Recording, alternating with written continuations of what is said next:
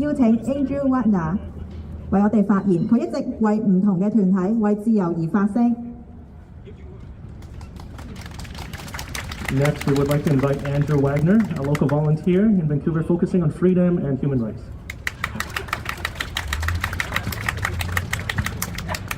Hey guys, so as you might be able to tell, I'm not from Hong Kong, but like many Canadians, I have a lot of close friends from Hong Kong, and so I've been helping out with fundraising and cybersecurity. Some of you might remember the protest at the secret police station in Richmond. I think we did a good job in that it's not a secret anymore, and that kind of hurts their game plan a little bit. But in general, I'd like to say most of the work is done by you guys. All I really did was show up and demonstrate that it was safe to fight for your rights in Canada. And that's really important because I think the Constitution is one of the most important things in Canada, and that means that you do not have to follow any laws not made by Canadian elected officials, or any that violate its Bill of Rights. And I just wanted to make sure everyone knows that. That was the whole point of the organization. And if we find any more secret police stations hiding somewhere, let's do it again.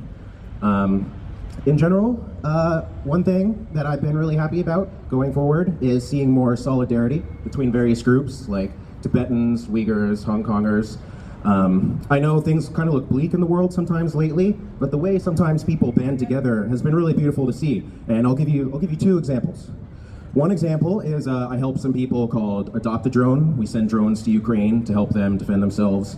And one Hong Kong group joined us in that initiative. They were Canadian Friends of Hong Kong, and we sent a drone to Ukraine. That was very helpful for them. But we received a valid criticism, which was that most drones use Chinese mainland manufactured parts.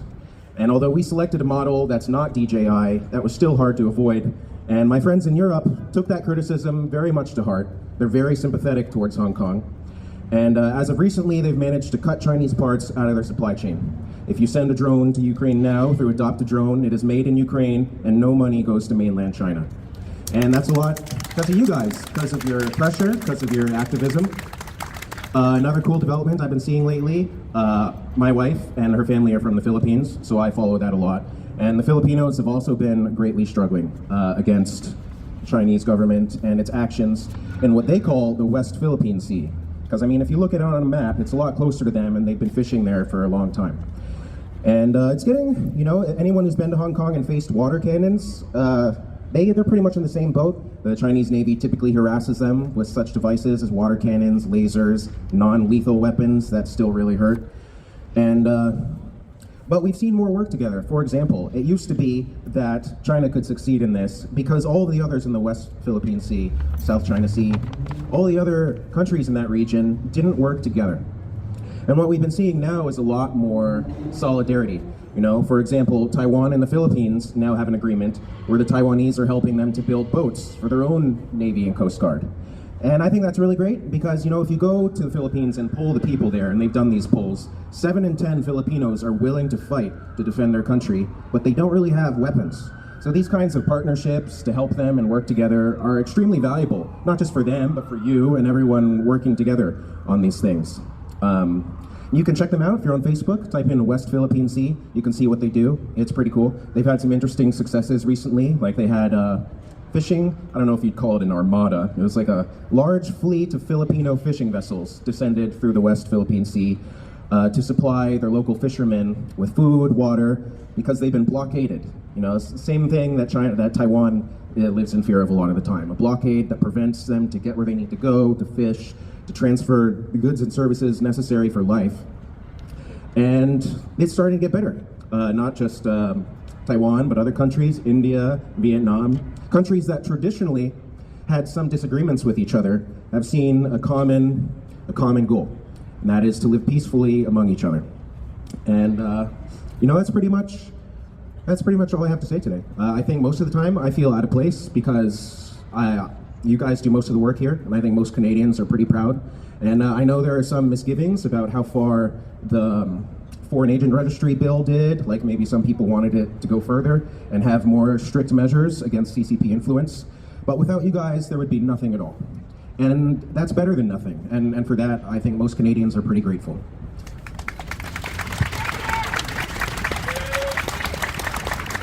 Fight for freedom! Fight for freedom! 多謝嘅。咁咧，多謝溫哥華手足俾我哋放咗張台咧喺嗰邊。咁樣咧，我哋係想招攬海外寫信師嘅。咁我想邀請大家成為海外寫信師，因為咧仲有好多手足咧係未放學，同埋咧仲有好多係等緊判刑嘅。咁場內人數咧就不斷增加，但係寫信師嘅人數咧就越嚟越少。我今朝咧仲睇到有一個係1月咧都仲未，由1月開始都仲未等到有筆友寫信俾佢。咁其實咧寫信就好簡單嘅啫，咁所以咧一陣咧就完咗集會去嗰邊一齊了解下。咁咧，我覺得只要仲有關心香港嘅人喺度咧，香港係未完㗎。我希望大家咧同在囚手足繼續彼此互相扶持、陪伴，一齊走落去。我覺得我哋冇走散到，我哋仲係一 team 人。當你收到回信嘅時候咧，你會切實感受到同伴嘅鼓勵、同行，我哋 connected， 仲感受到我哋仲係一班依然好愛香港嘅人。所以咧，請大家一陣完咗集會咧，去過去嗰張台，我哋有個上港黃色嘅標誌，我哋會放到4點鐘嘅。同大家抗爭，我好愉快，毋忘初心，揸緊信念，光復香港，時代革命。好！時代革命！時代革命！時代革命！之後我哋會邀請溫哥華手足另一位手足嘅分享。Hello， 辛苦晒大家即係烈日當空之後咧，都企咗差唔多成個鐘。我應該係最尾或者可能係尾二嗰個咧佢發言嘅。咁我嘅發言就唔會太耐嘅，希望大家耐心等待咁樣。咁咧就大家好，我哋溫哥華手足雨傘10年，反修例5年。原來不知不覺間咧，我哋溫哥華手足喺呢度舉辦集會已經係第3年。唔知道大家會唔會都好似我咁，雖然嚟咗幾年，但其實依然都好掛住香港。成日都會突然間靜落嚟就諗，點解我會喺度嘅？我喺度做緊啲乜嘢啊？如果冇19年嘅事，如果陳同佳係冇殺人，其實我而家會喺香港做緊啲咩呢？可能係日日成日去食淡仔啦，去夾糖啦，可能會返緊一份自己比較中意啲嘅工，可能每隔幾個月就去台灣啊、日本啊，可能成日咧都會嫌媽媽煩，成日同你鬧交。不過而家想鬧，都暫時已經成為不可能。不過如果冇嚟到加拿大呢個地方，我亦都冇辦法再喺呢度企喺度咁樣講嘢。我哋呢幾年喺呢度做集會街站，其實成日都會有人俾好多意見或者批評，話你應該點點點。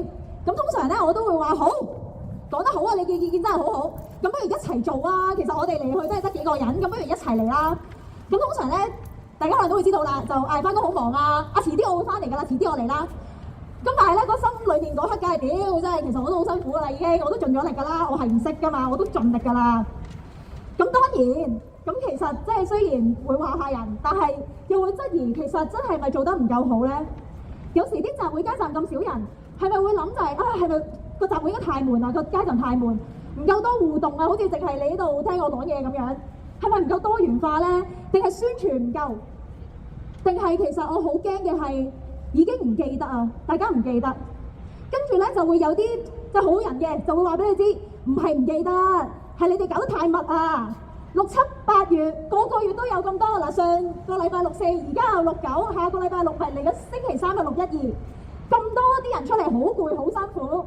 嗱，如果你哋搞到咁攰咁多，佢哋出唔到嚟又會自責，跟住我就真係覺得大佬啊，其實我哋真係冇諗咁多。我覺得要做就去做咯，同埋心諗就係、其實我都未話攰啦，我搞嗰個咁即係都好意思講嘅喎。跟住呢個時候就會再有人走出嚟叫你跟住啊，唔好屌人啊，再屌啲人佢哋唔出嚟㗎啦，你唔好咁樣情緒勒索啲人啦，做又做得多又唔得，屌下又唔得，真係即係屌啊，係啊，掃到石仔。不過唔係想喺度放負，而係想講最近幾次咧，我哋搞好多係快閃啊行動啊，其實宣傳都好急啊，可能真係2、3日。其實每一次咧，我都係諗應該得我哋幾個義工嘅啫。咁但係最後好 surprise， 其實有10幾20人嚟嘅喎。仲有咧，上個禮拜有個姨姨同我哋講，其實我要翻工㗎平時，但係我嚟到我一定嚟。而家我會開始嘗試去諗多啲，其實可能每個人嘅步伐都唔一樣。唔知道大家有冇今朝睇到 Renews 嗰個 post 啊？佢喺香港嘅街頭問咗好多人，記唔記得6月9號係咩日子？梁凌傑係邊個？得一個人，佢話記得。不過我諗咧，其實大部分人唔係唔記得啊，而係佢哋明明記得，都已經唔可以再答記得。生活喺香港嗰個恐懼係大到答一個記得呢個日子，佢都會好驚啊！好記得咧，之前聽朱牧師佢分享所講嘅4個字：磊落真誠。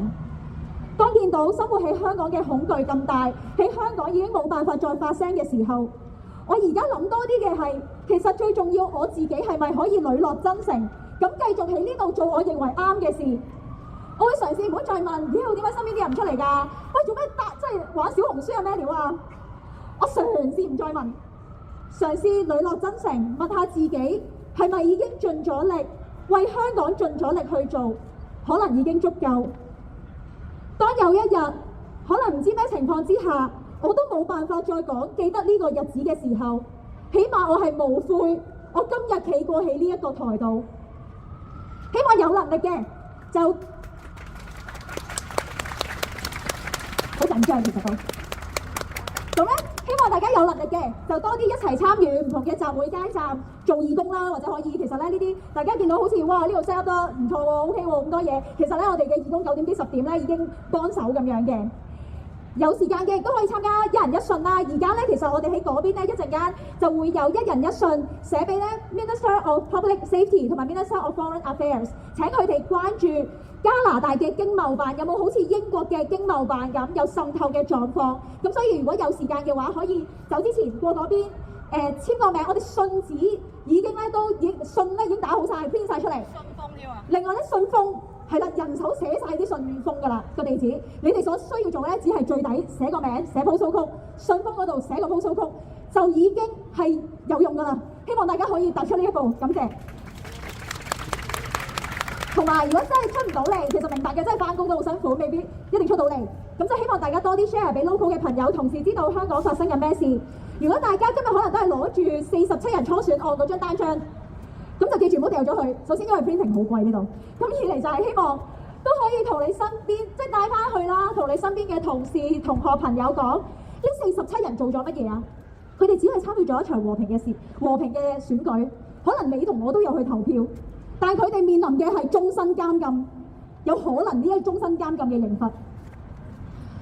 當然，如果大家有錢嘅，係可以捐俾細葉榕啦，嗰邊係會有細葉榕嘅籌款，或者最簡單就係買嘢之前。擰一擰轉後面睇下 make in 邊度，我知好難㗎啦，唔係 make in 支拉嘅好少嘅。話説咧，有個手足有一日好興奮咁走嚟同我講：喂，我終於發現響寧係有個唔係 make in 支拉㗎啦，有個 make in Malaysia 㗎咁樣。我覺得從微小嘅嘢開始去做啦。或者去寫連儂牆啦。其實你唔知你嘅一句，其實可能都會鼓勵到你身邊嘅人。我哋咧陣間會喺嗰邊咧有一個 set up 咧係一齊幫手寫願榮光歸香港嘅直幡嘅，係之後集會再用嘅。你見到全部呢啲直幡咧，其實都係啲義工幫手一齊寫。咁所以有時間有咁多人，咁可能我哋每人有少少已經可以完成㗎啦。而我哋嚟緊星期3、6、1、2會有悼念嘅活動，係悼念因為抗爭而離世嘅抗爭者，同時亦都有公開發言嘅少少時間。希望大家如果有興趣發言嘅，可以聯絡我哋。就算可能好多人都講啊，我唔識得講嘢啊，其實唔緊要啊，你簡單講一句，點解咁多打壓之下，你哋今日都肯出嚟嘅？其實我哋搞之前咧都擔心，真係23條啊乜冇人出嚟。其實你簡單講一句，點解你仲企喺呢度？其實可能都會互相鼓勵到。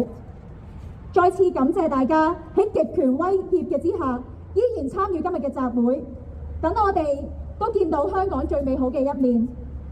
我哋呢個時候會再次唱出真正屬於香港人嘅國歌《願榮光歸香港》。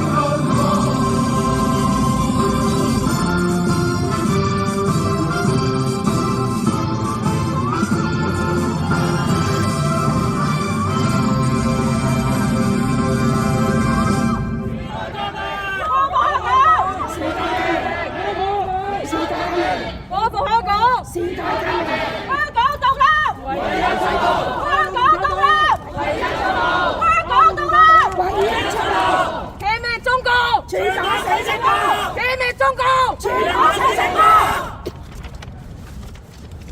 咁我哋係咪 OK？咁我哋今日嘅集會嚟到呢一度咁。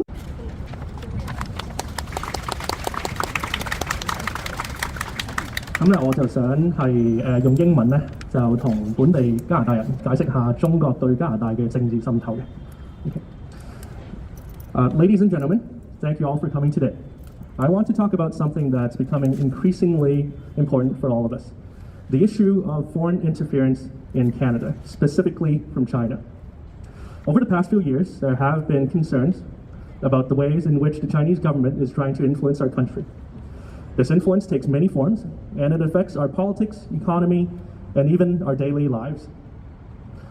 I want to break down what's happening and why it matters to each and every single one of us. First, let's talk politics. There have been confirmed Canadian security and intelligence service reports describing Chinese state actors meddling in our elections. This includes secretly supporting certain candidates they believe will favor their interests and spread false information to manipulate public opinion. Moreover, there are efforts to build cozy relationships with our politicians to sway decisions that benefit China. This kind of interference threatens the fairness and integrity of our democratic processes. Moving on to economics, China has invested heavily in Canadian businesses and real estate. While foreign investment can be a good thing, it also gives China leverage to pressure our businesses and influence our economy.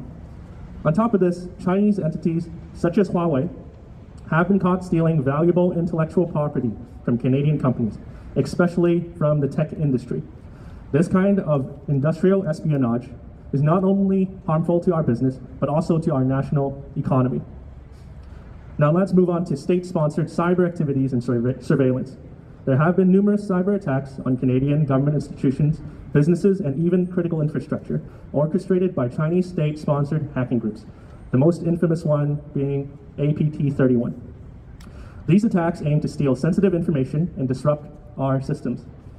Additionally, Chinese authorities have been monitoring and intimidating Chinese Canadians, including dissidents and activists, to silence our voices and to stop us from speaking out against the Chinese government.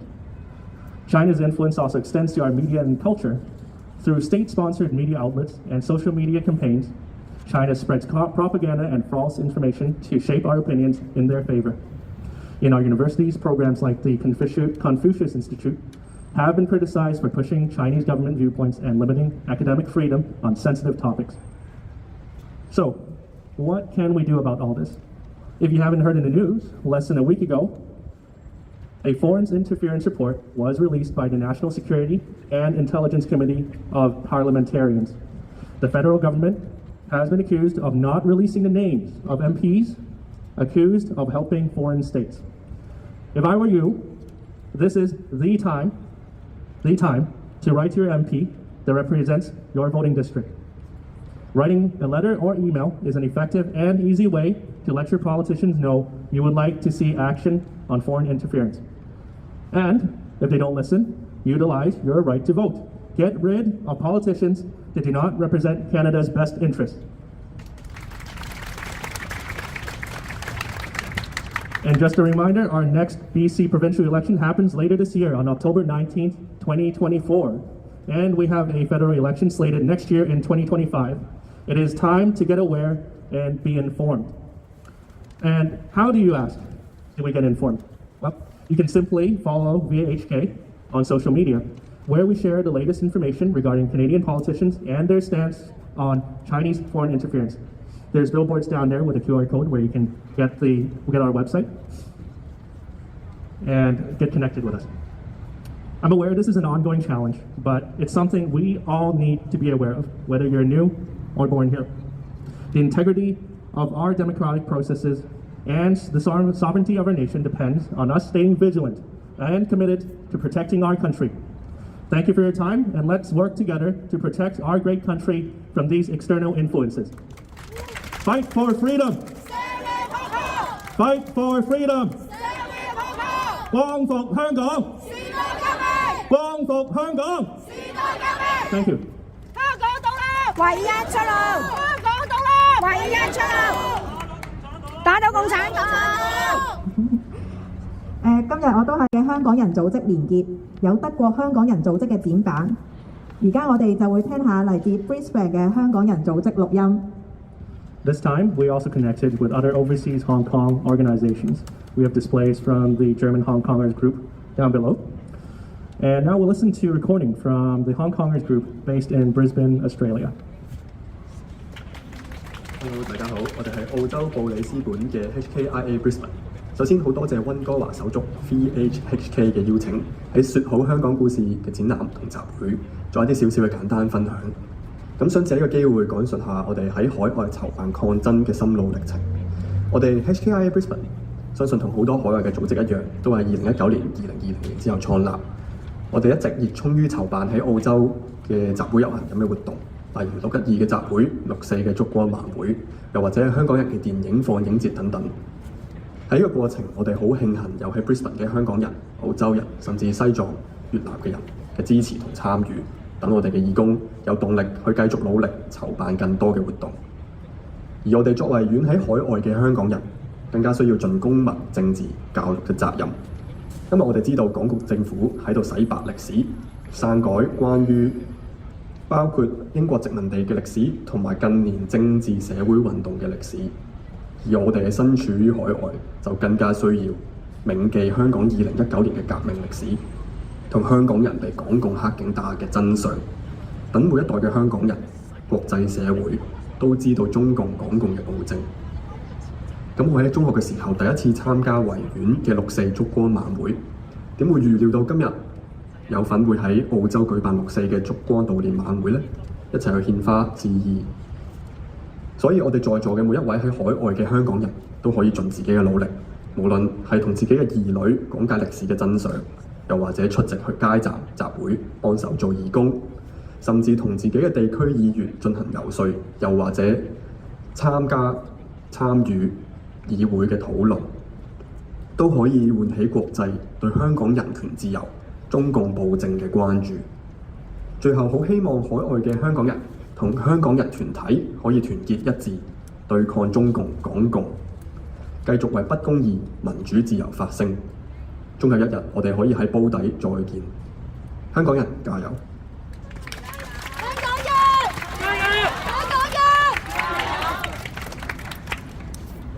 跟住聯邦保守黨 Vancouver Centre 選區提名候選人 Timothy Webster 同我哋分享，佢一直都好關注香港嘅情況。Following that, we'd like to invite Timothy Webster, a federal Conservative nomination candidate for Vancouver Senate, who has been closely monitoring the situation in Hong Kong, to share his views. So behind me I have a couple signs. One nation, one Hong Kong. The two systems, one nation, it's basically been violated by China. We have the self-determination, full democracy. This is what we're here to stand for. Democratic interference is very fundamentally a problem in China. Accountability requires democracy. Democracy without accountability fails totalitarianism. It's a given. How has China influenced, why has China influenced Hong Kong?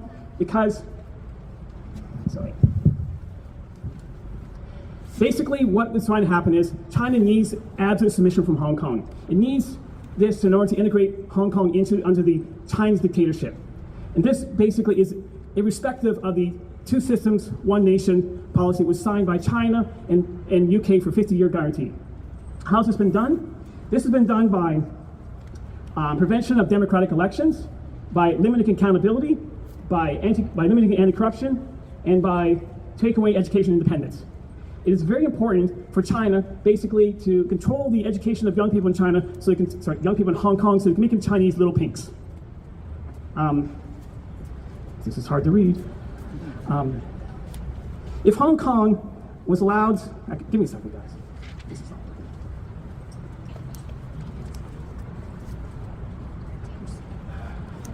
got it. All right. So if Hong Kong was allowed to have a fully, if Hong Kong was allowed to have fully, if Hong Kong was fully allowed to have elected government, then other provinces in China would also want to have their own fully elected government and be accountable to the people. China cannot allow this because this would jeopardize their absolute hold in power. The Independent Council of Anti-Corruption was not allowed to investigate and report the CCP democratic and legal interference in Hong Kong. The ICAC was created in 1974 in response to the Hong Kong police and government corruption. One of my friends in Hong Kong, and it was an ICIC representative, in the early 2000s, he told us about the new police training for crowd control and how it was going to create a brutal police force devoid of empathy. This was in the early 2000s. We knew it was coming. The CCP hold on to power absolutely depends on its ability to demonize the alternative, democracy. This includes democratic Taiwan, modern Japan, which strategically supports Taiwan to achieve, and then to achieve this, CCP needs to control early childhood education, suppress free speech, of anything the CCP finds hurtful to its absolute power. The motivation for democratic interference in Canada is a little bit different, but pretty much the same. Target Canada so it serves the undemocratic global agendas. Make Canada serve those first. The targeted undemocratic influence in Canada is significant. Its intention is not only to weaken Canada, to weaken the United States and its allies. And how is it done? Well, to acquire strategic control of Canadian natural resources, to purchase Canadian high technology acquired through dual usage technologies for military and civilian uses, which we acquired through our strategic partners. Access to high security Winnipeg microbiology facility to facilitate Wuhan SARS-2 gain of function development. That happened. To play on our historic guilt, to promote loyalty for undemocratic agents over the loyalty to Canadian democracy. Pro-democracy, it's not racist to criticize undemocratic countries. Pro-democracy Chinese criticizing undemocratic PRC are not less Chinese. Pro-democracy Iranians criticizing undemocratic Islamic Iranian Republic are not less Iranian. Demonizing democracy as an alternative to totalitarianism is fundamentally the purpose of democratic interference. To erode Canadian democracy, which was once an example of accountable democracy, to become totalitarian, so it's no better than the undemocratic totalitarianism that China is and other countries. The methods of undemocratic interference in Canada has been capture elites and reinforcement of power of the captured elites. The capture elite process actually starts at the lowest levels. Candidates selection and candidate support is done by very few people. The easiest defense of this is Canadians getting involved and selecting candidates who stand up for democracy, stand up for accountability. In the past, there was no background checks performed on campaign volunteers or member of parliament volunteers. This meant that agents of undemocratic powers could promote captured elites or undermine those critical of the undemocratic power. Some Canadian politicians were intimidated and targeted their families and friends in China, making it unwise for election candidates or elected parliamentarians to criticize undemocratic methods or the undemocratic powers. Hopefully, Bill C-70, the foreign age registry bill, which mandates the registration of foreign agents, also require background checks of potentially influential political volunteers. Unfortunately, meat capture at the highest levels occurred in Canada. Justin Trudeau accepted cash for access to fundraising at homes, including those with CCP connections. He invited the PLA to train with the Canadian Armed Forces to receive strategic military training. Of course, that was denied, but he invited them. He'd taken limited or no action against Chinese police stations in Canada, which provided a means to track and intimidate pro-democracy, pro-human rights Chinese. There may still be Chinese police stations operating in Canada. The lack of foreign agent registry was cited as a major enforcement impediment.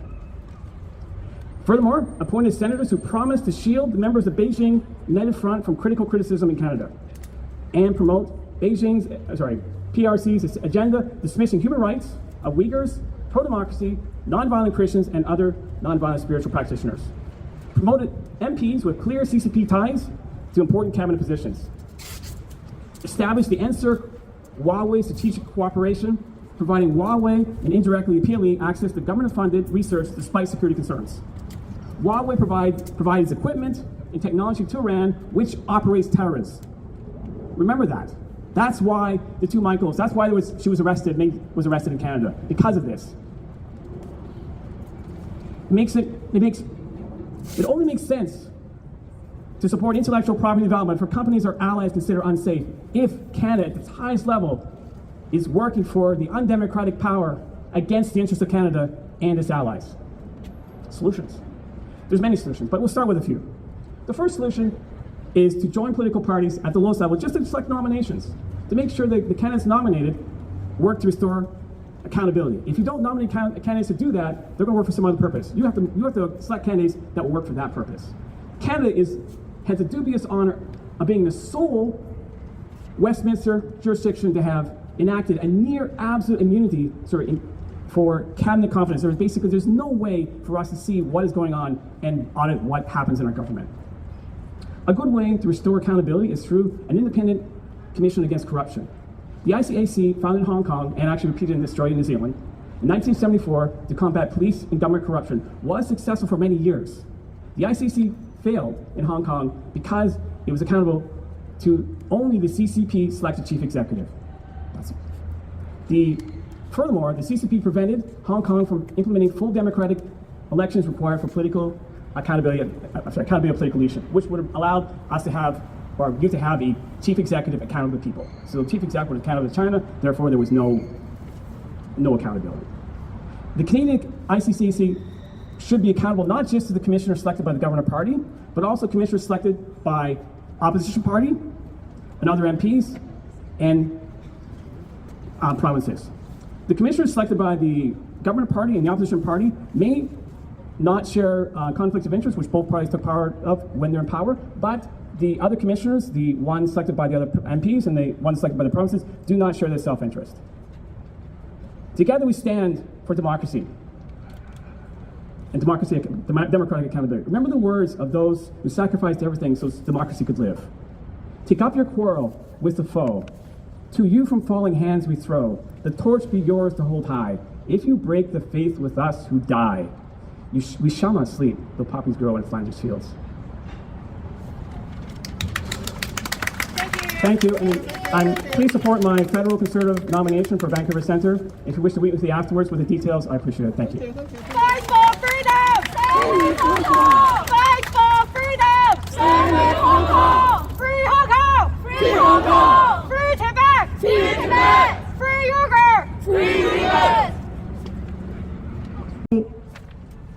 想邀請另一位嘉賓。我哋知道西藏維吾爾族同樣受到中共嚴重嘅人權打壓、種族滅絕、強迫勞動、強迫入教育營每日發生。我哋而家邀請 Student for a Free Tibet 嘅代表新毛。We know that Tibetans and Uyghurs also face severe human rights abuses from the Chinese Communist Party, including genocide, forced labor, and numerous stories of forced education camps. We have invited a representative from Students for a Free Tibet, Tenzin Sangmo, to share their experiences. Free Hong Kong! Free Hong Kong! Free Hong Kong! Free Hong Kong! Free Hong Kong! Free Hong Kong! Today we have gathered here, standing in solidarity with the people of Hong Kong in their pursuit of democracy. The struggle for freedom is just not a battle for one country. It's a fight for a fundamental, basic human rights for all the people in the entire world. In the streets of Hong Kong, brave individuals have risked their lives to demand their rights to self-governance, to choose their own leaders, and to shape their own destiny. They have faced oppression, intimidation, and violence, and yet the resolve remains unshaken. The world is watching and doing nothing. The people of Hong Kong embody the universal desire for dignity, justice, and the rule of law. They remind us that freedom is not a privilege to be granted by those in power, but a birthright that belongs to every single human being. We Tibetans stand with Hong Kong, not out of obligation, but out of solidarity. With fellow human beings, we seek to live in a society where the voices are heard. Their rights are respected, and their futures are determined by their own choices. The world is watching. We stand together. We stand strong. Free Hong Kong! Free Hong Kong! Free Hong Kong! Free Hong Kong! Free Uyghurs! Free Uyghur! Free Tibet! Free Tibet! Free Tibet! Free Tibet! Free Tibet! Free Tibet! 今日係6月9號星期日啦，咁溫哥華手足舉辦咗咧就係5週年紀念，就6月9號發生103萬人嗰個遊行啦，即係5年我哋暫時都未得到個答案，共產黨都未滅亡，咁所以咧我哋會繼續堅持到底嘅。我今日把聲咧沙咗啊，因為病咗，琴日病咗，咁咧我就係你睇下溫哥華手足真係嚟到呢度溫哥華都冇忘記繼續堅持抗爭，為咗守護香港嘅核心價值。係啊，我哋好值得支持佢嘅。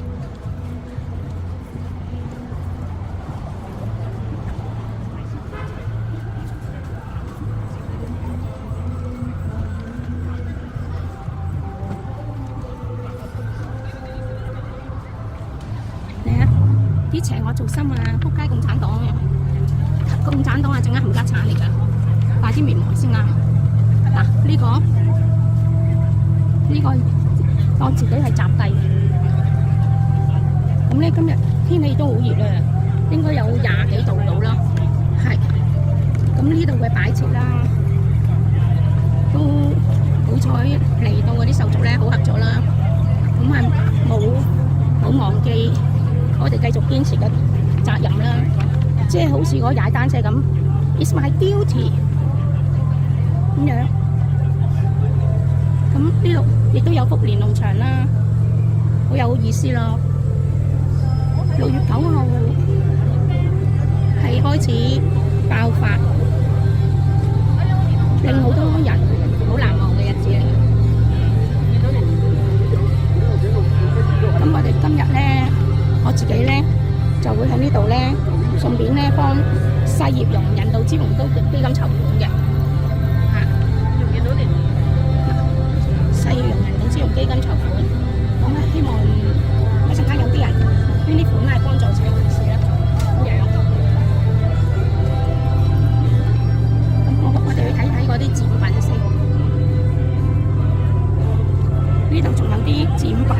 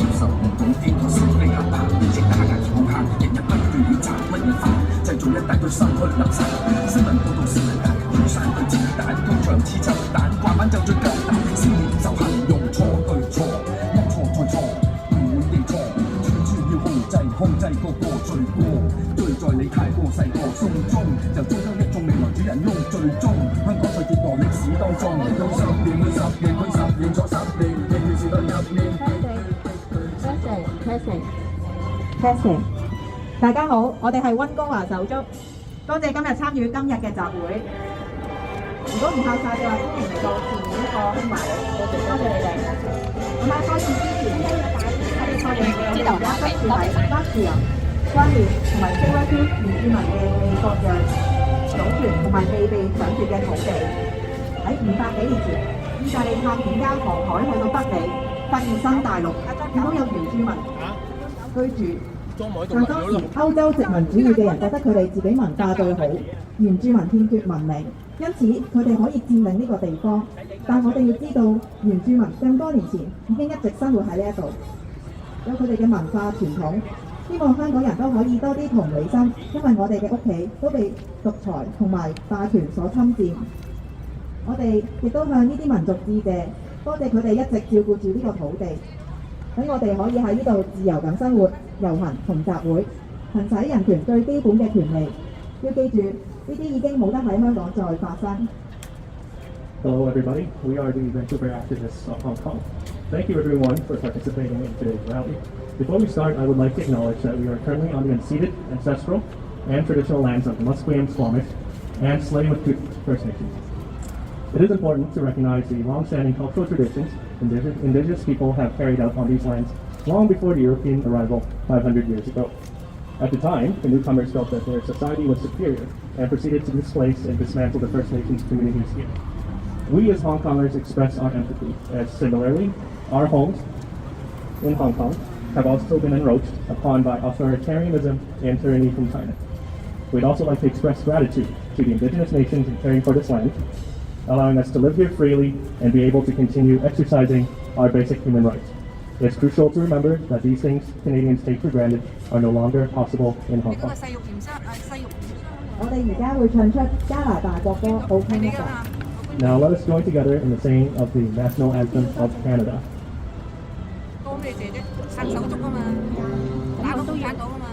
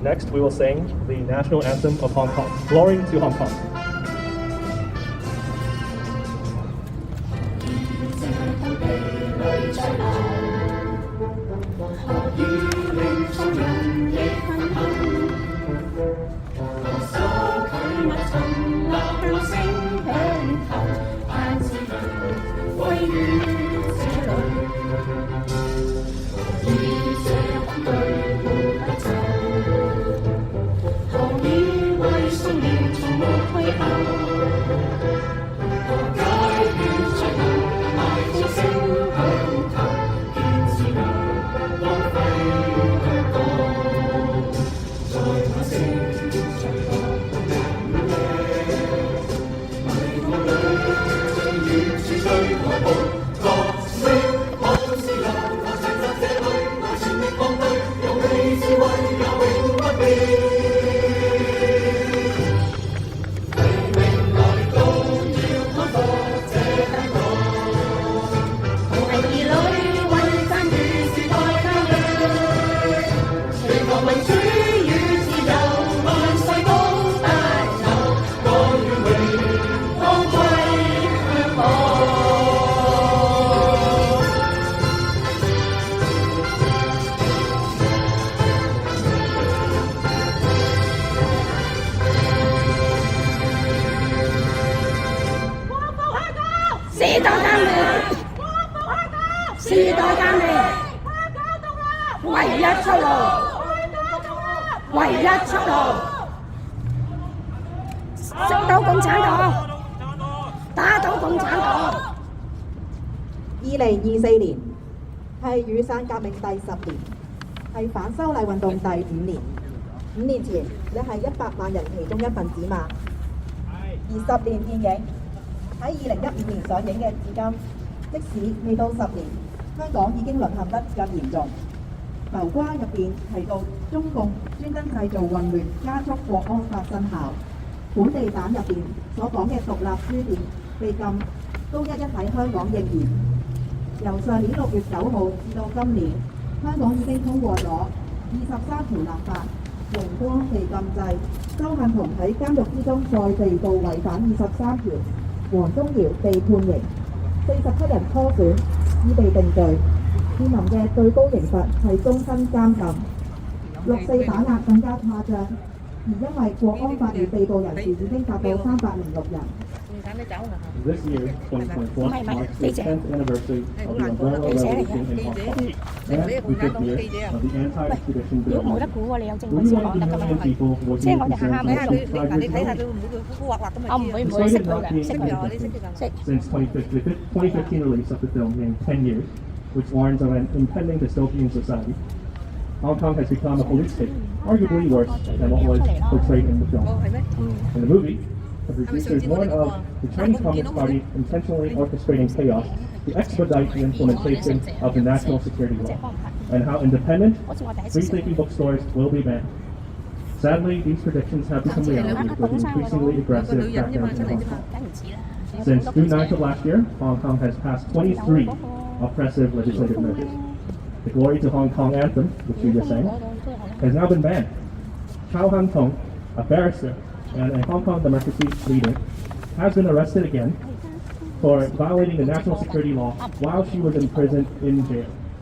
An outspoken actor, Wong Chung-yu, has been sentenced to prison.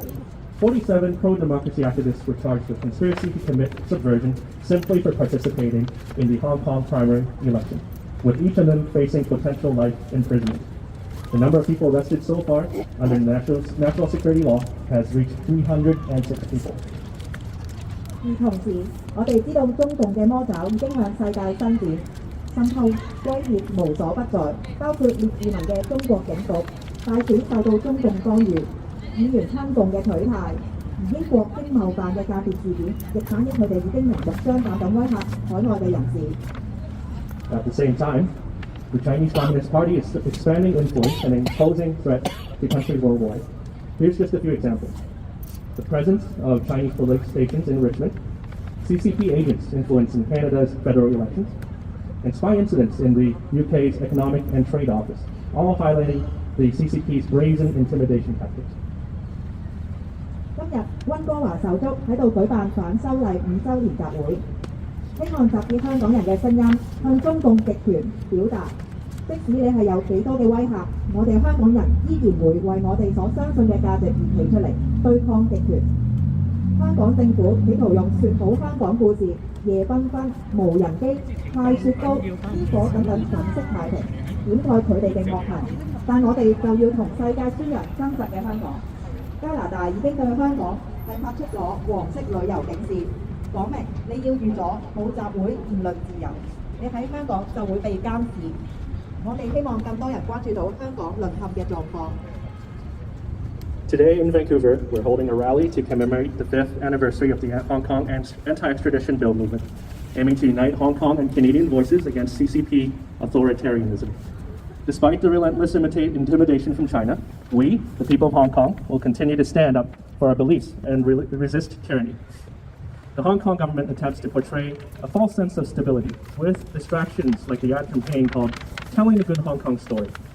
Night markets, drone shows, ice cream giveaways, fireworks, all to cover up their own atrocities. But we, as Hong Kongers in Canada, will continue to spread the truth, to show the deteriorating human rights conditions in Hong Kong to the world. As a matter of fact, Canada has issued a yellow travel advisory for Hong Kong, warning of surveillance and restrictions on speech and freedom of assembly. We hope people here and abroad will pay attention to the dire situation there. 我哋要喺度多謝好多好有心嘅香港人借出展品、女神像，又幫我哋印嘢。特別多謝多倫多嘅藝術家 Rita Choi 借出畫作俾我哋展覽。而我哋物資站嘅 plan 呢，都會一路播住佢嘅音樂。生於亂世，有種責任。再次感謝咁多位香港人參與今日嘅集會。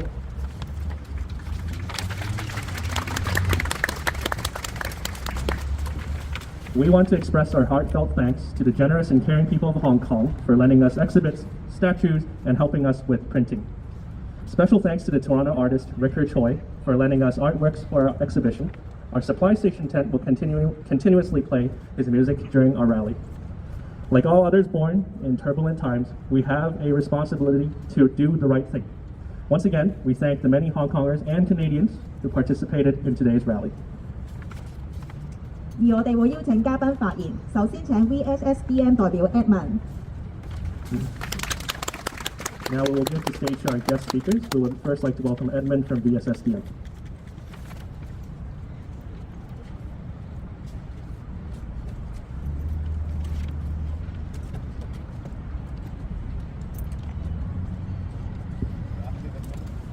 Is it on?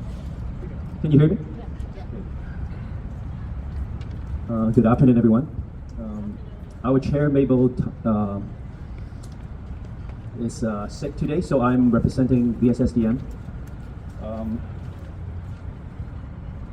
So this is what we want to say on this day. This year marks the 5th anniversary of the anti-extradition bill movement, a movement that led to the forced imposition of the draconian national security law and the even more alarming Article 23. Hong Kong used to be one of the freest cities in the world, now officially a police state. On the June 4th this year, the Hong Kong police were out in full force across Hong Kong, especially in sensitive areas like Victoria Park. They arrested 4 people and detained 5 others, as the authorities sought to stamp out any commemoration of this day of infamy. A government so afraid of even a hint of opposition is a government without legitimacy. Yet despite intense suppression, some brave Hong Kongers continue to remember the Tiananmen massacre on June 4th. In Causeway Bay, the police detained a performance artist for causing chaos in public. He simply wrote the Chinese characters for 8964, representing 1989 June 4th, with his finger in the air. Last year, he was also detained for chanting on June 3rd, Hong Kongers, do not be afraid. Don't forget tomorrow is June 4th. In addition, on the eve of June 4th, a car with license plate number US 8964 was stopped, surrounded by at least 20 police officers for an inspection, and later impounded.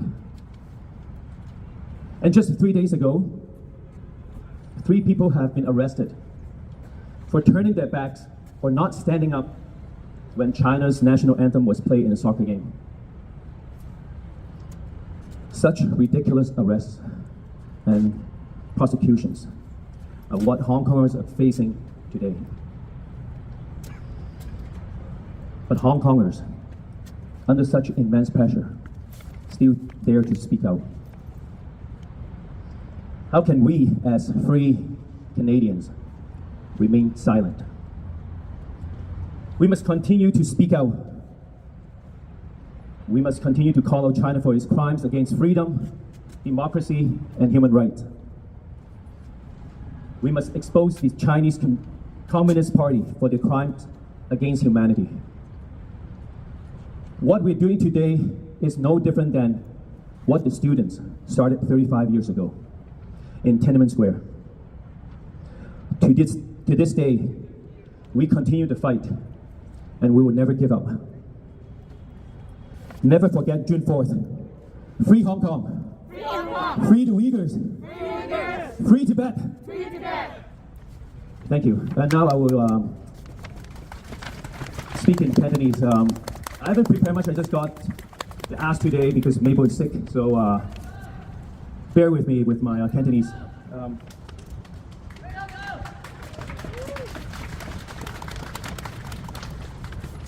今日係香港反送中嘅5週年，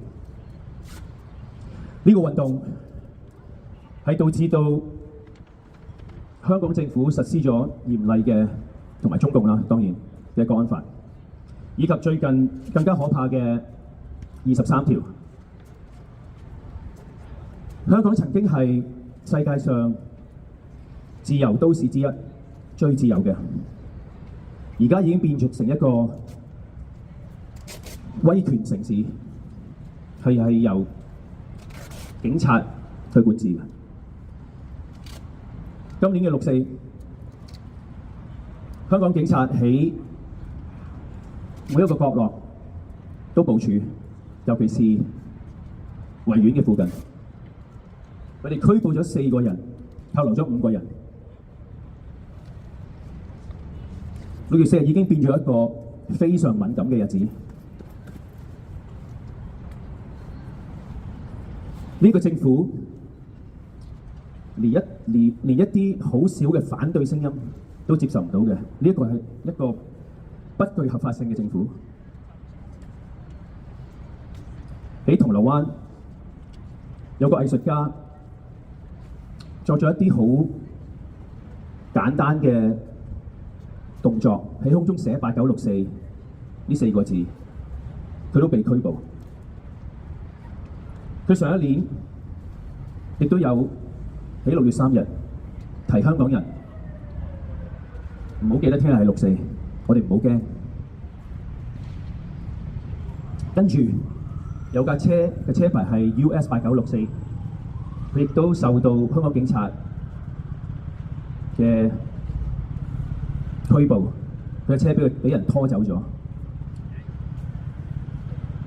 跟住喺3日前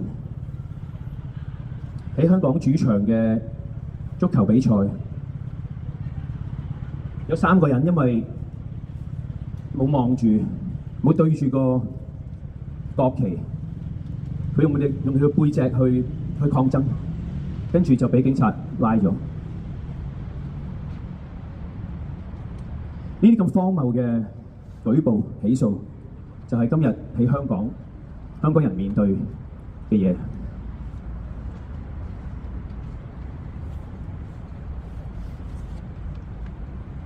咁好明顯地，香港人係俾呢個政權完全禁聲。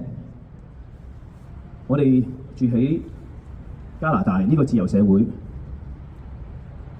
我哋絕對不能夠沉默。我哋要繼續發聲，我哋要譴責中國對自由、民主、人權嘅惡行。我哋更要透露中共反人類嘅罪行。毋忘6四，光復香港，時代革命，釋放維吾族，釋放維吾族，釋放西藏人民，釋放西藏人民。多謝。嘅。咁咧，多謝溫哥華手足俾我哋放咗張台咧喺嗰邊。咁樣咧，我哋係想招攬海外寫信師嘅。咁我想邀請大家成為海外寫信師，因為咧仲有好多手足咧係未放學，同埋咧仲有好多係等緊判刑嘅。咁場內人數咧就不斷增加，但係寫信師嘅人數咧就越嚟越少。我今朝咧仲睇到有一個係1月咧都仲未，由1月開始都仲未等到有筆友寫信俾佢。咁其實咧寫信就好簡單嘅啫，咁所以咧一陣咧就完咗集會去嗰邊一齊了解下。咁咧，我覺得只要仲有關心香港嘅人喺度咧，香港係未完㗎。我希望大家咧同在囚手足繼續彼此互相扶持、陪伴，一齊走落去。我覺得我哋冇走散到，我哋仲係一 team 人。當你收到回信嘅時候咧，你會切實感受到同伴嘅鼓勵、同行。我哋 connected， 仲感受到我哋仲係一班依然好愛香港嘅人，所以咧請大家一陣完咗集會咧，去過去嗰張台，我哋有個上港黃色嘅標誌，我哋會放到4點鐘嘅，同大家抗爭到好愉快，毋忘初心，揸緊信念，光復香港，時代革命。好，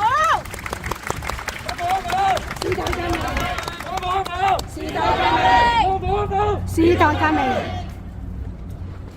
之後我哋會邀請溫哥華手足另一位手足嘅分享。Hello， 辛苦晒大家即係烈日當空之後咧，都企咗差唔多成個鐘。我應該係最尾或者可能係尾二嗰個咧，佢發言嘅。咁我嘅發言就唔會太耐嘅，希望大家耐心等待咁樣。咁咧就大家好，我哋溫哥華手足雨傘10年，反修例5年。原來不知不覺間咧，我哋溫哥華手足喺呢度舉辦集會已經係第3年。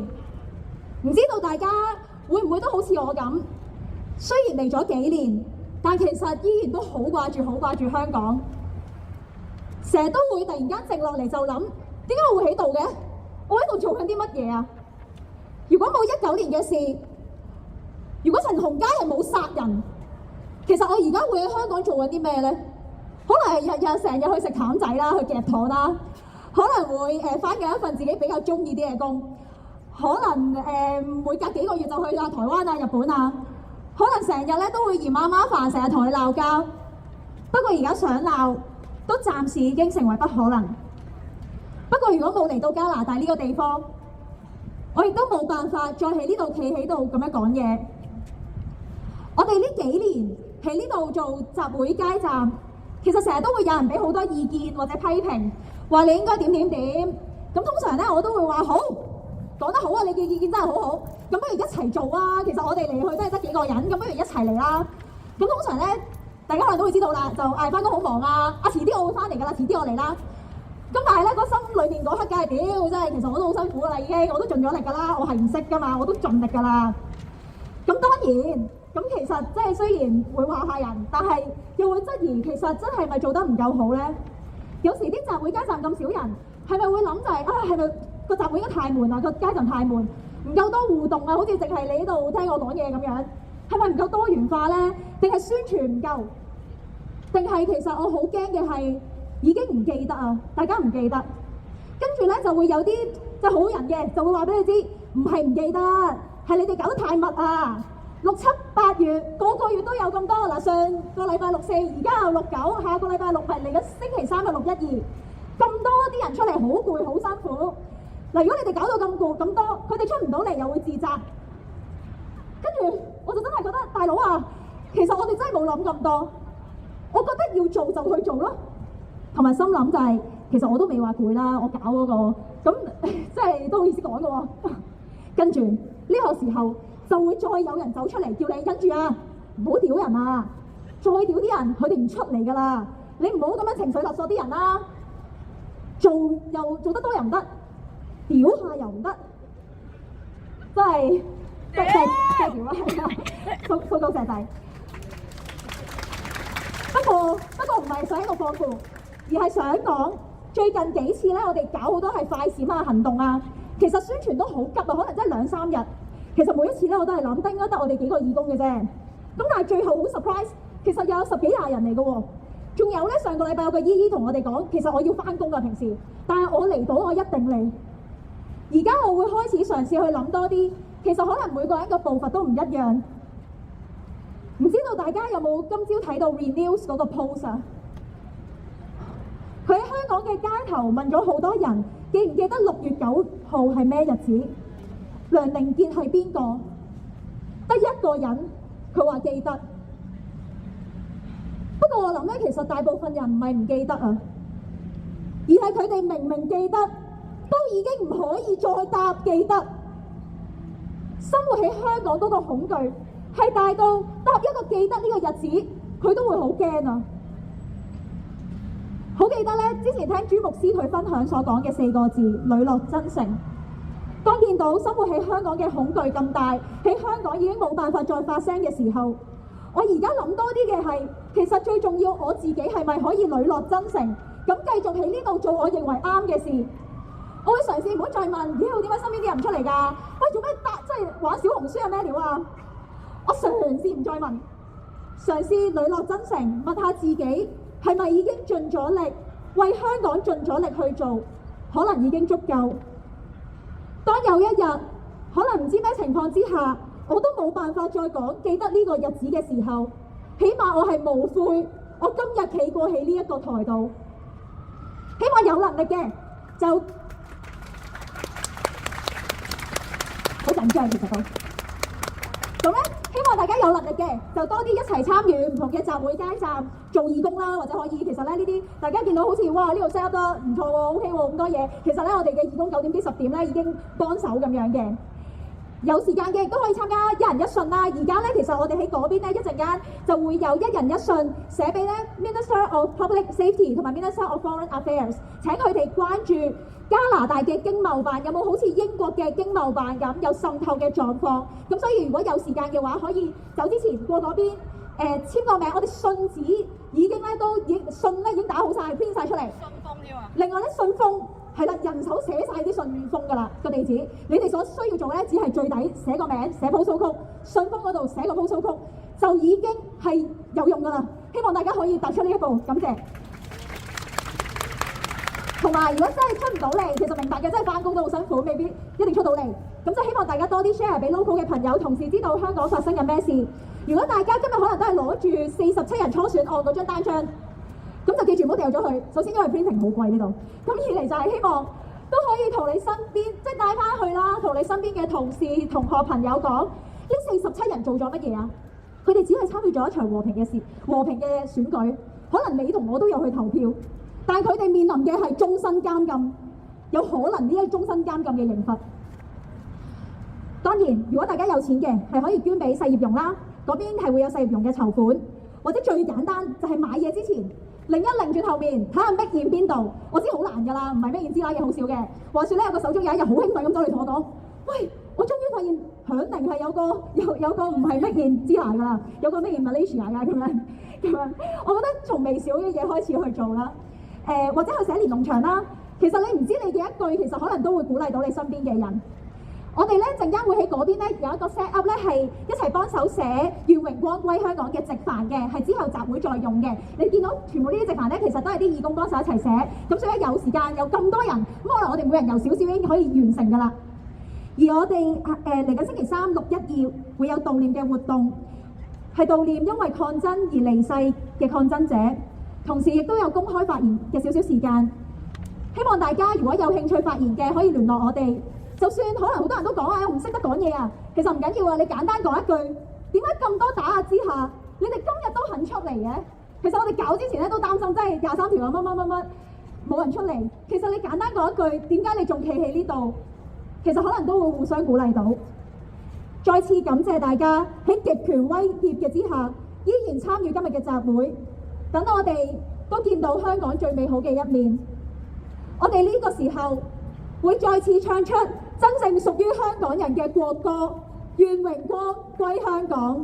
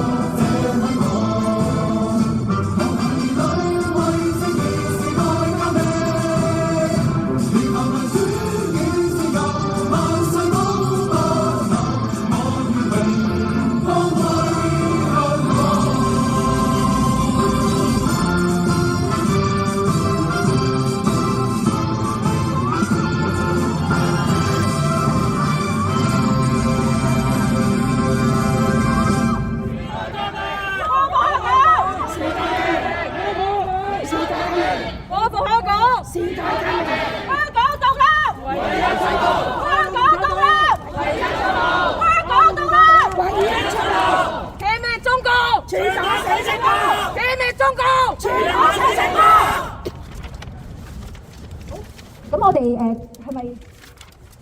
咁我哋今日嘅集會嚟到呢一度，咁